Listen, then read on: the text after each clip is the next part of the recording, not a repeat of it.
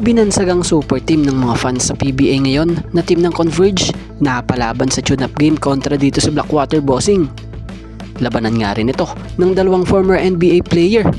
So tara't ating talakayin yan.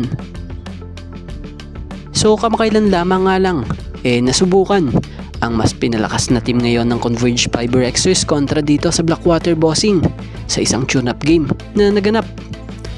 Sa Converge, bagamat hindi naglaro ang bagong mga players sa kanilang lineup gaya nila Jonel Policarpio and Calvin Abueva, naramdaman naman yung presensya nitong si Calvin Abueva sa mga teammates niya dahil sa pag-guide din nito. Pero yung Kurt Rayson nga po, kung nakita nyo, talagang sa larong ito mukhang mas napifeel niya talaga na at home siya dito sa Converge. Kita naman sa mga naging laro niya, walang kaba kung pumukol ito. So sa laro nga rin po ito, napansin din na ang ligsi din ng 7-footer import na ito ng Converge na si Kyler Kelly, kung saan tinapatan niya nga po ng performance ang former veteran NBA player na si Ochefu, ang import ng Blackwater Bossing. So speaking of Kyler Kelly, kapansin-pansin bukod sa kanyang offensive ability, nadala rin niya nga po sa team ng Converge yung pagiging defensive stopper niya.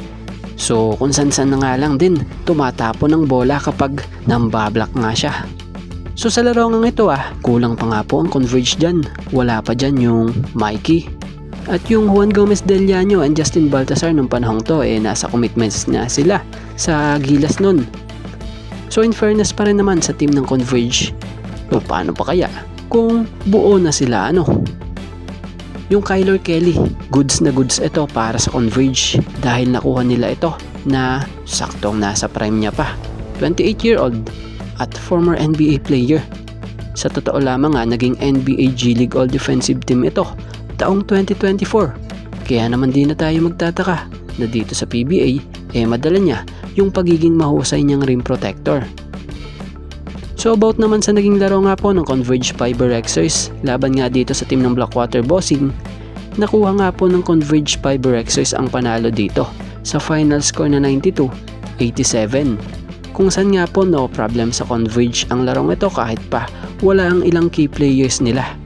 Kung saan bukod sa Converge import na si Kyler Kelly na nagpakita ng magandang performance, isa nga rin po si Archie Concepcion sa umamada ng maganda pagdating sa puntusan para sa Converge Fiber Xers na tumulak nga para sa kanilang panalo sa tune-up game na ito kontra sa Blackwater Bossing.